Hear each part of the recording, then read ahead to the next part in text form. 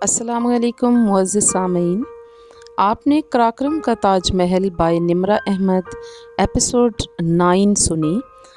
कुछ टेक्निकल वजूहात की बिना पर मुझे कुछ कम दौरानिए की वीडियो अपलोड करनी पड़ी, जिसके लिए मैं तहे दिल से माज़रत ख़्वाह हूँ। आइए आज हम इसका बाकी हिस्सा सुनते हैं।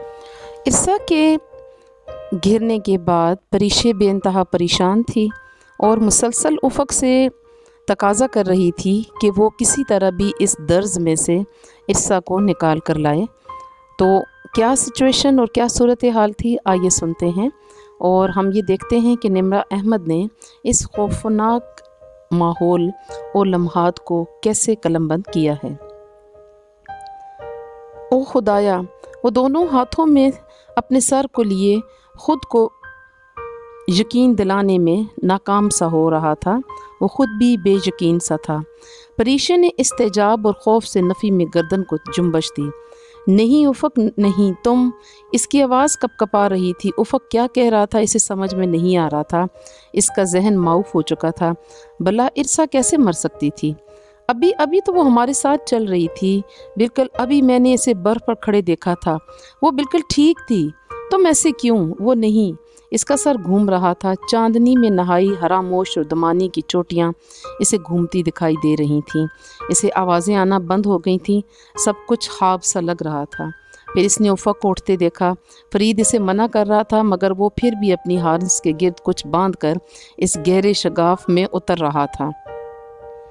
रस्सी का एक सिरा फरीद के हाथ में था। वो आहिस्ता आहिस्ता रस्सी छोड़ रहा था। शायद रस्सी कहीं से एंकर भी कर रखी थी। वो अब नीचे उतर चुका था। 5 मीटर खोदा है, वो नहीं है। गड़े में से आवाज़ आई। वो आवाज़ इसे बहुत अजनबी लगी थी।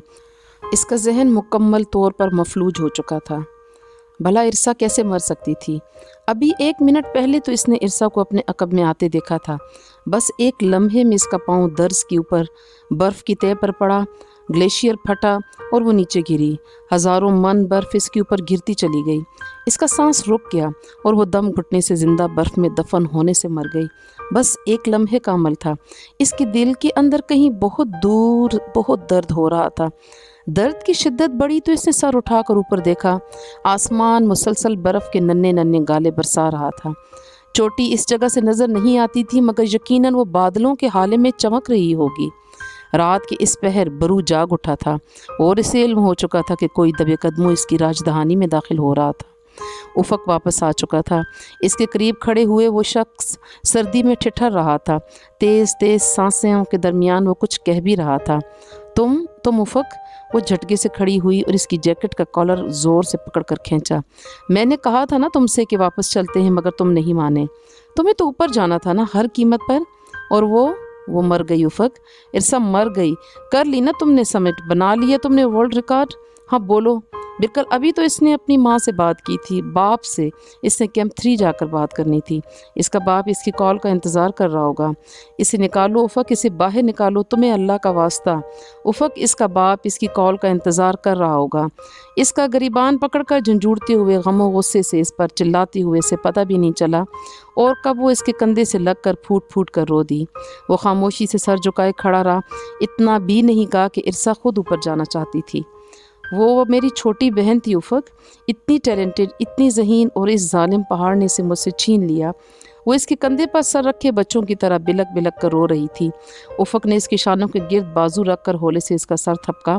रिलैक्स परीशे, रिलैक्स करो। मगर वो रिलैक्स नहीं हो सकती थी। इसने ज़िंदगी में पहली दफ़ा एक दोस्त को अपने सामने पहाड़ में दफन होते देखा था। वो मुसलसल रोए चली जा रही थी। बर्फ़ इन दोनों पर गिर रही थी। फरीद कुछ ही दूर खामोशी से गर्दन झुकाए बैठा था। उफ़क़, इसे बाहर निकालो, मुझे उसे देखना है। खुदा के लिए उफ़क़, हम इर्सा के साथ आए थे, हमें इसके साथ ही वापस जाना है। रिलैक्स परी, अब कुछ नहीं हो सकता। मैं इसकी डेड बॉडी लेने गया था अभी, मगर वो कहीं भी नहीं है और वो बहुत नीचे है। वो इसे चुप कराने की कोशिश कर रहा था, मगर वह खुद पुरसकून नहीं था। इसका अपना लहजा टूटा हुआ था, मगर जाने वो कैसे ज़ब्त कर रहा था। Come on base camp. अपने कंधे के पीछे हाथ बढ़ाकर इसने रेडियो निकाला और ट्रांसमिट बटन दबाया। दूसरा बाजू अभी तक परीशे के शानों के गिर्द था। रेडियो में शोर सा सुनाई दिया, फिर तुर्क में कुछ उकताहट भरे अल्फाज। मेरी बात गौर से सुनो अहमद, इरसा बुखारी इज़ डेड। मैं दोहराता हूँ, इरसा बुखारी इज़ डेड। वो एक शगाफ में गिर गई है, इसकी मौत कन्फर्म है, मगर बॉडी रिकवर करना बहुत मुश्किल है। अब हमें जल्द अज जल्द कैंप 3 तक जाना है। यहाँ बर्फ़ पड़ रही है, हम रुक नहीं सकते। Would you copy? Oh god yes I copy. Ufaq ने ट्रांसीवर बंद करके बैग में रख दिया। प्रीशे अभी तक इसी तरह रो रही थी। इसने उफ़क का बाजू सख्ती से यूं पकड़ रखा था जैसे कोई छोटा सा बच्चा भरे मेले में गुम हो जाने के डर से माँ की उंगली पकड़ता है। वो बहुत खौफजदा थी। उफ़क ने आहिस्तगी से इसका सर थपका। अब रोना नहीं है, अपने आप को संभालो, अब मैं कैंप 3 जाना है। नहीं उफ़क, इसकी आंखों से आंसू फिर से गिरने लगे। मैं इरसा को छोड़कर? प्रीशे पागल मत बनो, हम यहाँ नहीं ठहर सकते। मगर इसकी डेड बॉडी, ये लफ्ज़ कहना भी दुश्वार था। वो रिकवर करना मुश्किल है। ज़्यादा रस्सी भी नहीं है मेरे पास, सारी रस्सी तो इरसा के पास थी। बॉडी हम वापस आकर भी रिकवर कर लेंगे। इसने अपने भारी दस्ताने वाले हाथ से प्रीशे के चेहरे पर गिरते आंसू और बर्फ़ साफ़ किए। तुम बाद में निकालोगे ना इसे? इसकी भीगी आंखों में मोहूम सी उम्मीद चमकी। हाँ, वापसी पर। ठीक, अब चलो। मुझ में हिम्मत नहीं है। इसकी टांगें बेजान हो रही थीं। हिम्मत करो परी, बहादुर बनो, अपने लिए नहीं तो मेरे लिए। उफ़क ने इसे सहारा देते हुए दोनों कंधों से अभी तक थाम रखा था। प्रीशे ने भी मजबूती से इसका बाजू पकड़ रखा था। इसने अपना वज़न उफ़क पर डाल रखा था और फिर बहुत निढाल सी वो इसके हमरा कदम बढ़ाने लगी।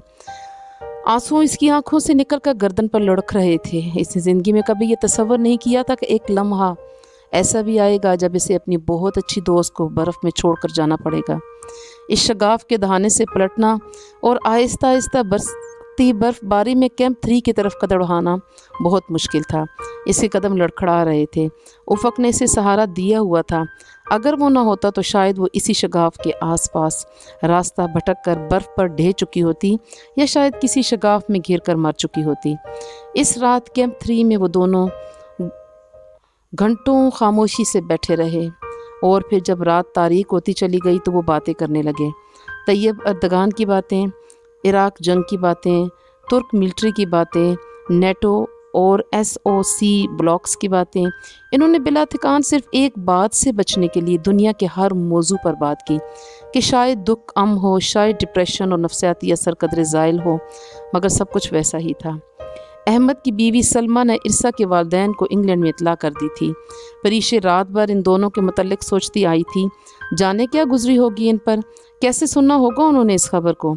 रात को इसकी स्लीपिंग बैग के करीब जगह बहुत खाली थी। उफ़क अपने खैमे में सोने जा चुका था। वो इरसा और इरसा की बातों को याद करके फिर इसे रोने लगी। वो कितनी अकेली हो गई थी और शायद इस अंधे शगाफ में गिरी इरसा इससे ज़्यादा अकेली होगी। वो महसूस नहीं कर सकती थी। तब इसने अपने बैग से इरसा के कागजात निकाले और इन्हें तरतीब से जोड़ा। स्याह रोशनाई से अंग्रेज़ी में लिखे सफ़े भरे पड़े हुए थे। लिखाई खासी रफ थी और जगह जगह से काटा भी गया था, मगर वो पढ़ सकती थी। ये जानते हुए भी कहानी अधूरी थी। इसने पहले सफ़े पर निगाह डाली। कराक्रम का ताज महल मोटे मार्कर से अंग्रेज़ी में लिखा हुआ था। हुंजा के बासी राकापोशी को हुंजो वक्सर ताज महल या कराक्रम का ताज महल कहते थे। उनका ख्याल था कि बर्फ़ से ढकी राकापोशी की चमकती दीवार आगरा के ताज महल जैसी सफ़ेद और हसीन है, मगर परीशे को इनसे इख्तिलाफ था। इसका ख्याल था राकापोशी की चमकती दीवार आगरा के ताज महल से ज़्यादा सफ़ेद और हुस्न रखती है। इसने पढ़ना शुरू किया। वो इस अधूरे नावल के रफ लिखे गए मुसव्वदे के बगैर किसी दिक्कत के पढ़ सकती थी। मंगल 16 अगस्त सन 2005। साहब, ऊपर सारा स्नोफॉइल्ड है। वो दोनों खामोशी से खैमों के आगे बैठे थे जब फरीद उनकी तरफ आया। वो आज क्लाइंब के लिए नहीं गए थे। उनके जहनों को कल के वाक़ये को वक्ती तौर पर भुलाना था, जिसके लिए उन्होंने एक दिन का रेस्ट चाहिए था। फरीद अलबत्ता कुछ मखसूस मकामात पर रस्सियाँ लगा आया था। उफ़क ने उससे पूछा, तो फिर तुम मानो या ना मानो, ऊपर सारा स्नो फील्ड है और बर्फ़ ताज़ा गिरी है। इस ग्लेशियर का किसी भी वक्त फट सकता है और जब बर्फ़ गिरेगी तो तुम भी मरेगा और हम भी। सो हम तुमको अभी से बता रहा है, हम सवेरे वापस चला जाएगा। मगर फरीद, तुमने तो कैंप 4 तक हमारे साथ जाना था। साहब तुम कल खुद कैंप 4 तक चले जाना, हम नहीं जाएगा, बस हमने तुमको बता दी है। वो किसी अड़ियल घोड़े की तरह जिद पर अड़ चुका था। फरीद देखो हम अभी तो ऊपर जा रहे हैं, परीशी ने इसे समझाने की कोशिश की। हम कोई डर रहे हैं?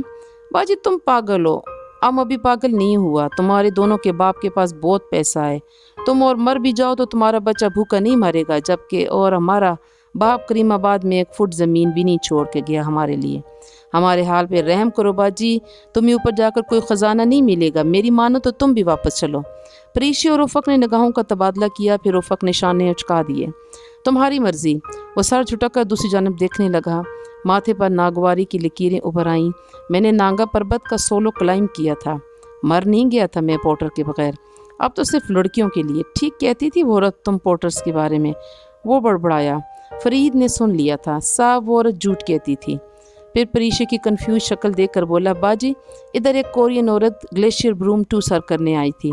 हमारे मामू का लड़का इधर बलिस्तान में रहता है, वो इसके साथ पोर्टर बनकर इस अकेली को ग्लेशियर ब्रूम 2 की चोटी तक लेकर गया था।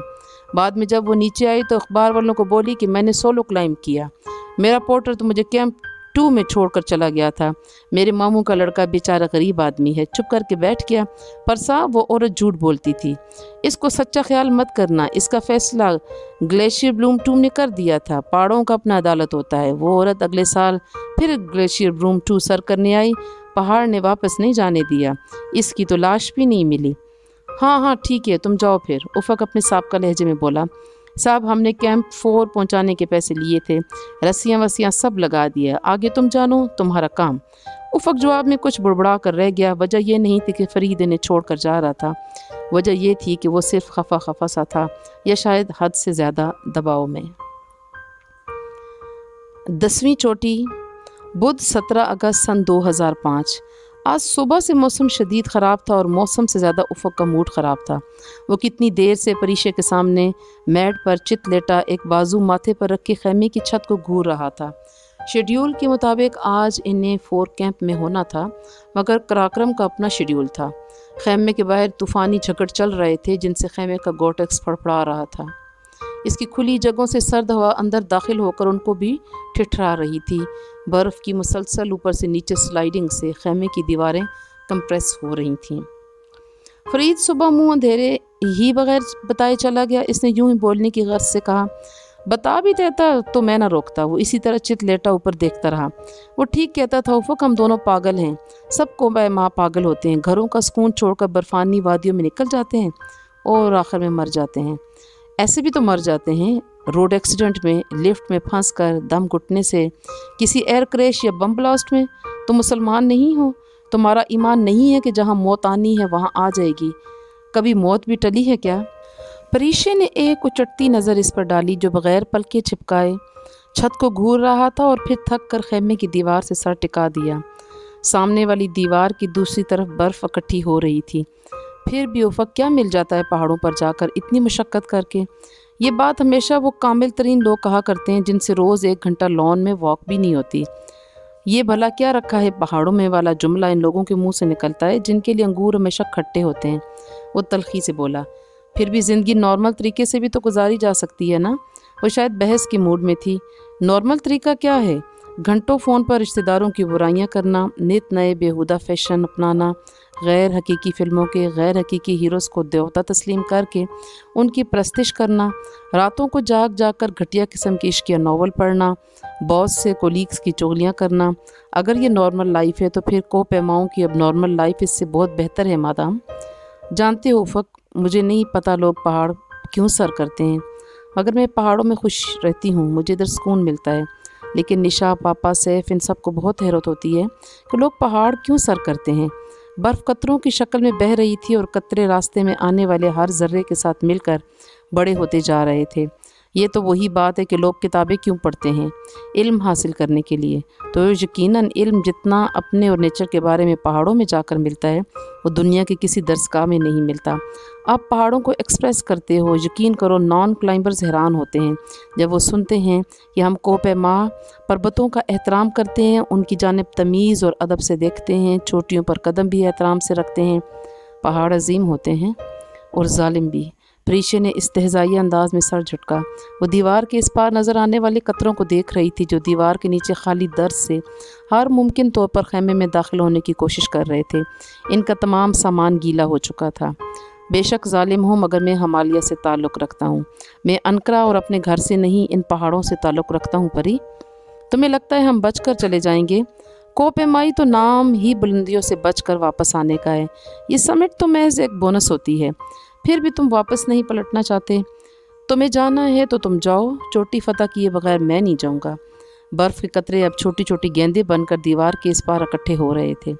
उफ़क़ प्लीज़ वापस चलो, इस रिज को नाकाबिले तस्खीर ही रहने दो। मैं ज़रा बर्फ़ साफ़ करके आता हूँ। वो छोटा सा बेलचा उठाकर बाहर निकल गया। वो चोटी पर खड़े होकर कंकोडिया अबलतूरों के पर्वत देखे बिना वापस नहीं पलटेगा, वो जानती थी। वो इसके साथ वहाँ तक जाना चाहती थी, ना इसे छोड़कर नीचे उतरना चाहती थी। दुनिया में कोई भी इंसान मुकम्मल तौर पर बेहतरीन नहीं होता। उफ़क़ अरसलान में भी एक खामी थी, हट दर्मी, ज़िद और हद से बड़ी खुद एतमादी। कोपेमाओं की अक्सरियत इन्हीं खुसूसियात की हामिल होती है। वो उमूमन मौसम की ख़राबी के बावजूद अपने हदफ के इंतहाई करीब पहुँचकर वापस नहीं पलटना चाहते। वो इतना कुछ सर्फ करके इन बुलंदियों तक पहुंचते हैं कि वापस पलट जाना उनके लिए मुश्किल होता है। अभी सुबह ही तो उफ़क़ ने कैंप 3 से वापस जाने के मुतालिक कहा था कि ये तो ऐसे है कि तुम 100 मीटर दौड़ के एक एथलीट को 90 मीटर पर रुककर मुड़ जाने का कहो। उफ़क़ की सबसे बड़ी खामी यही थी कि इसने 100 मीटर दौड़ और कोपेमाई में फ़र्क को भुला दिया था। जुमेरात 18 अगस्त सन 2005। कैंप 4 7500 मीटर पर था, कैंप 3 से तकरीबन 700 मीटर ऊपर। आज बर्फ़ानी झक्कड़ नहीं चल रहे थे, मौसम ठीक था मगर बर्फ़बारी हनोज जारी थी। वो इतनी हल्की और कम थी कि हद बसारत खासी बेहतर थी। इनके पास इतना गियर और फ्यूल नहीं था कि वो बैठकर एक दिन भी इंतज़ार करते। गुज़श्ता रोज़ के सख्त तूफ़ान के बायस रस्सियाँ और कोड्स बुरी तरह उलझ चुकी थीं। उनको सुलझाने में खासा वक्त ज़ाया हुआ। रस्सियाँ वैसे भी कैंप 3 से कई सौ मीटर ऊपर, कैंप 4 से चंद मीटर नीचे से लगाई गई थीं। रस्सियों के आगाज़ तक का सफ़र उन्होंने खामोशी से किया। जब परीक्षा ने जूमर करने के बाद रस्सी खींची तो वो जाम रही। इसने ग्लेशियर गॉगल्स उतार कर हेलमेट पर चढ़ाए और नीचे उतरी। इसने गिरा ढूंढे जो रस्सी में बंद कर इसे जाम किए एक क्रैक में फंसी थी। इसने गिरा खोली और दोबारा ऊपर चढ़ने लगी। इसकी एक गलती की वजह से पूरे 20 मिनट ज़ाया हुए मगर उफ़क़ ने कुछ ना कहा। वो खामोशी से तमाम कार्रवाई देखता रहा। वो दोनों इस वक्त डेथ जोन में थे। सतह समंदर से 6000 मीटर से ज़ायद बुलंदी का इलाका डेथ जोन या वर्टिकल लिमिट कहलाता है। इस बुलंदी पर हवा बेहद लतीफ़ और ऑक्सीजन इनके जिस्मों के लिए नाकाफ़ी थी। सांस लेने के लिए परीक्षा के फेफड़ों को पूरा जोर लगाना पड़ता था और वो इस वक्त पूरा मुंह खोलकर सांस ले रही थी। वो कैंप 4 से कदरे नीचे थे। उनसे तकरीबन 3000 फुट ऊपर पहाड़ की ढलान जमे हुए नदी नालों से मुज़य्यन थी। ये वो जगह थी जहाँ से छोटी बिल्कुल सामने दिखाई देती कि यूँ लगता वो हाथ बढ़ाकर इसे छू लेगी, मगर इसके लिए बहुत लंबा हाथ चाहिए था। वो रुक रुक कर आइस एक्स बर्फ़ में मार कर आहिस्ता आहिस्ता चढ़ रही थी। इसकी ताकत इतनी कम रह गई थी कि यूँ लगता था अभी किसी वक्त थक कर नीचे लुढ़क जाएगी। दफतन वो ज़रा सस्ताने को एक बर्फ़ तले छुपे शगाफों के दहाने पर मौजूद एक बर्फ़ानी तोदे के पीछे खड़ी हुई अपना तनफ़स दुरुस्त करने लगी। बर्फ़ानी तोदे जब गिरते हैं तो खूब तबाही मचाते हैं, मगर इस वक्त ख़ुद को पनाह देता वो बर्फ़ानी तोदा जिसके अकब में वो महफूज सी झुकी खड़ी थी, इसे बहुत अच्छा लग रहा था। उफ़क़ इससे 100 मीटर दाएं जानिब था। दफतन इसे बर्फ़ के टूटने और चटकने की आवाज़ सुनाई दी। इसने घबरा कर सर उठाया। इसके सर से कई मीटर ऊपर कदरे जाएं जानब बर्फ़ में एक लंबा सा शगाफ पैदा हो रहा था, यूं जैसे हैंगर से लटके सफ़ेद कपड़े को ऊपर से कैंची से काट दिया जाए। बर्फ़ की प्लेटों पर नमूदार होता वो शगाफ बेहद खूबसूरत मगर बेहद मोहलिक साबित हुआ, क्योंकि अगले ही पल इस शगाफ से नीचे की बर्फ़ के बड़े बड़े टुकड़े नीचे गिरते और सफ़ेद बेहद गहरी धूल पैदा करते नशेब में गिरते चले आ रहे थे। परीक्षा का सांस रुक गया। बर्फ़शार नीचे की तरफ आ रहा था। वो एक बर्फ़ानी तोदे के पीछे महफूज थी, लेकिन उफ़क़ वो बेख्तियार चिल्लाई, बर्फ़शार आ रहा है, ख़ुद को बचाओ। उफ़क़ ने बौखला कर ऊपर देखा जहाँ तेज़ी से गिरती बर्फ़ इसकी जानिब आ रही थी, और इससे पहले कि वो ख़ुद को महफूज कर पाता बर्फ़ की सफ़ेद धूल हर तरफ फैल गई और इस दबीज़ धूल के पीछे वो गायब हो गया। अपनी आइस एक्स को बर्फ़ में गाड़े खौफ के मारे से मजबूती से पकड़े वो आंखें बंद किए दीवार से चिपकी खड़ी थी। इसका पूरा जिस्म लरज़ रहा था, दिल ज़ोर ज़ोर से धड़क रहा था। फिर धूल आहिस्ता आहिस्ता छटने लगी। इसने डरते डरते आंखें खोल कर सर ऊंचा किया। दूधिया सफ़ेद बर्फ़ राकापोशी के जिस्म से बिल्कुल ऐसे ही चिमटी हुई थी जैसे चंद लम्हों पहले तक थी। इसने गर्दन घुमाकर इधर उधर देखा। राकापोशी के पहाड़ी सिलसिले पुरसकूत थे। वाहिद हरकत आसमान से गिरती बर्फ़ की थी। बाकी पूरा पहाड़ खामोश और पुरसकून था, जैसे वो भयानक बर्फशार कभी आया ही ना हो। मीलों दूर तक फैली बर्फ वैसी ही हसीन नज़र आ रही थी। बस एक फ़र्क था, इसके 100 मीटर दाएं जानिब उफ़क़ अरसलान नहीं था। उफ़क़, वो बुलंद आवाज़ से चिल्लाई, तुम कहाँ हो? इसकी आवाज़ इर्द गिर्द के पहाड़ी सिलसिलों से टकरा कर हुंज़ा के आसमान में तहलील हो गई। बर्फ़ से कोई जवाब नहीं आया था। परीशा ने गर्दन तिरछी करके अपने अकब में देखा। गिरती बर्फ़ के इस पार हरामोश और दुमानी की चोटियाँ थीं। दूर, बहुत दूर शाहगोरी का सुरमई एहराम बर्फीली चादर की बुकर माले खामोश खड़ा था। दाएं तरफ मीलों दूर नागा पर्वत की खूनी और कातिल चोटी थी। हिमालय के तमाम पहाड़ इसको देख रहे थे, इस पर हंस रहे थे, इसका तमस्खुर उड़ाते हुए कह रहे थे, बेवकूफ़ लड़की, तुम बिल्कुल अकेली रह गई हो। वो वाकई अकेली थी। इसके अतराफ़ में इन देव हैकल पहाड़ों के सिवा कोई नहीं था। वो तमाम पहाड़ इतने खौफनाक और इतने ऊंचे थे कि खुद आसमान झुककर इनकी पेशानी चूम रहा था। उफ़क़, तुम कहाँ हो? बहुत बेबसी से इसने फिर पुकारा। जवाब दो, खुदा के लिए कुछ तो कहो उफ़क़, वरना मेरा दिल फट जाएगा। इसका दिल वाकई फटने को था। वो किधर था? वो जवाब क्यों नहीं दे रहा था? ऊपर से हज़ारों टन बर्फ़ चंद लम्हों में गिरी थी। इस बर्फ़ में वो इसे कहाँ ढूंढे? बर्फ़ इसे उड़ाकर ग्लेशियर के कदमों में पटक चुकी थी, या वो वहीं कहीं अपनी आइस एक्स से चिमटे हुए खड़ा था। परीशा ने इस जगह देखा जहाँ चंद लम्हे कबल वो खड़ा था। वहाँ अब धूधिया सफ़ेद बर्फ़ थी। वो रस्सी जो इसने लगाई थी इस बर्फ़ के अंदर गुम हो गई थी। अलबत्ता गौर से देखने पर इसका एक सिरा वाज़िया था जो टूट चुका था, यानी अब उफ़क़ इस रस्सी पर नहीं था और नीचे बर्फ़ में दब चुका था। परीशा का दिल डूबने लगा। नहीं, वो इधर ही होगा। मैं ढूंढती हूँ इसे, मैं इसे ढूंढ निकालूंगी। इसने खुद कलामी की और नीचे उतरने लगी। रस्सी से नीचे उतरना बिल्कुल ऐसे था जैसे किसी इमारत की 10वीं मंजिल की खिड़की तक पहुँचने के लिए इमारत के बाहर से लकड़ी की सीढ़ी लगाई जाए और फिर जैसे सीढ़ी से नीचे उतरा जाए। मजबूती से इसे पकड़े सहज सहज कर पीछे और नीचे देखते हुए एक एक कदम नीचे उतरना इसे ऐसे ही अजीब लगा था। इसे इल्म नहीं था कि वो बर्फ़ में कहाँ है, मगर इसे ये इल्म था कि अगर उफ़क़ को ढूंढने के लिए इसे राकापोशी की तमाम बर्फ़ भी खोदनी पड़ी तो वो खोद डालेगी। वो अब मुश्किल 20 मीटर नीचे उतरी। इसका तनफ़्फ़ुस तेज़ तेज़ चल रहा था और वो बाकायदा हाँप रही थी। इसकी टांगों में जान नहीं थी, मगर फिर भी वो इर्द गिर्द बर्फ़ में उफ़क़ को खोज रही थी। दफ़तन इसे करीब बर्फ़ में सुरमई रंग की झलक दिखाई दी। वो ख़ुद को रस्सी से इनक्लिप करके तेज़ी से इस तरफ भागी जहाँ बर्फ़ घुटने घुटने गहरी थी। वो इसमें घुटनों तक धंसती, खुद को घसीटती हुई इस चीज़ के करीब आई और दास्तानों से तेज़ी से बर्फ़ हटाने लगी। वो एक सुरमई रंग का पत्थर था। इसका दिल बैठने लगा। इसने गर्दन झुकाकर नीचे देखा और एक दफ़ा फिर पूरी कुव्वत से इसे आवाज़ दी, उफ़क़, तुम कहाँ हो? अगर वो इस जगह से नीचे था तो यकीनन आवाज़ इस तक गई होगी। अगर ऊपर होता तो हवा के रुख के बायस आवाज़ नीचे से ऊपर न जाती, यानी अब अगर वो जवाब में कुछ कहता भी तो वो परीशा को न सुनाई देता। क्योंकि हवा इसकी दुश्मन बनी ऊपर से नीचे की जानिब चल रही थी। शिद्दत बेबसी से इसे रोना आ गया। नहीं, वो इधर ही होगा। मैं ढूंढती हूँ इसे, मैं इसे ढूंढ निकालूंगी। वो ख़ुद को दोबारा रस्सी पर क्लिप ऑन करके बड़बड़ाते हुए नीचे उतरने लगी। हिमालय के अजीम पर्वतों ने इसकी बड़बड़ाहट सुन ली थी और वो इस्तेहज़ाइया हंसी थे। बेबसी से इसकी आंखों से आंसू गिरने लगे। मैं इसे ढूंढ निकालूंगी, तुम देखते रहना जालिम पहाड़ों, मैं इसे बर्फ़ में दफन नहीं होने दूंगी। मैं इसे कराक्रम के कातिल पहाड़ों और हिमालय के जालिम आसमान से दूर ले जाऊंगी, तुम देखते रहना। वो ज़ोर ज़ोर से रोते और चिल्लाते हुए नीचे उतर रही थी। इन बुलंद चोटियों ने फिर से वहशियाना अंदाज में कहका लगाया था, मगर अब वो इन्हें सुन नहीं सकती थी। वो उफ़क़ को तलाश कर रही थी। इसे हर हाल में उफ़क़ को बर्फ़ से निकालना था। तकरीबन 40 मीटर नीचे उतरकर इसने खुद को रस्सी से आज़ाद किया। 40 मीटर ऊपर और 100 मीटर दाएं तरफ उफ़क़ चंद लम्हे पहले मौजूद था। वो यकीनन वहीं कहीं गिरा होगा। इसे अब 100 मीटर दाएं तरफ जाना था। वो घुटनों तक बर्फ़ में धंसती खुद को घसीटती हुई दाएं तरफ जाने लगी। इसकी टांगें मुंजमद होकर लकड़ी बन चुकी थीं। इससे चला नहीं जा रहा था, मगर वो कितनी ही देर चलती रही। फिर बिलाखिर निढाल सी होकर वहीं बर्फ़ में घुटनों के बल गिर गई। इसमें मज़ीद चलने की सकत बाकी न रही थी। तेज़ तेज़ सांस लेते वो बाकायदा हाँप रही थी। इसने उठने की कोशिश की, मगर जिस्म पर तारी थकावट और अजीब से नकाहत के बायस इससे उठा ही नहीं गया। उफ़क, वो फिर से हलक के बल चिल्लाकर इसे पुकारने लगी, तुम कहाँ हो? ब्रू का ग्लेशियर खामोश रहा।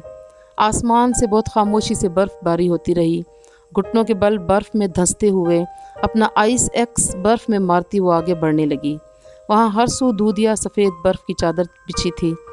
कहीं कहीं से झलकते शाही माइल, सुरमई पत्थर और दीवारें भी अब बर्फ़बारी के बायस चांदी से ढक गई थीं।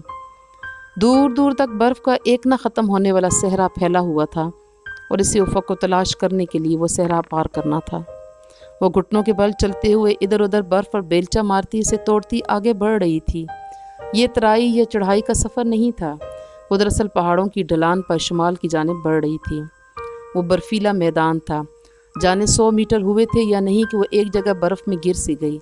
अब इसमें मज़ीद हरकत करने की हिम्मत नहीं रही थी। वो ज़रा देर को सस्ताने के लिए तनफ़्फ़ुस दुरुस्त करने लगी। फिर इसने गर्दन इधर उधर घुमा कर देखा।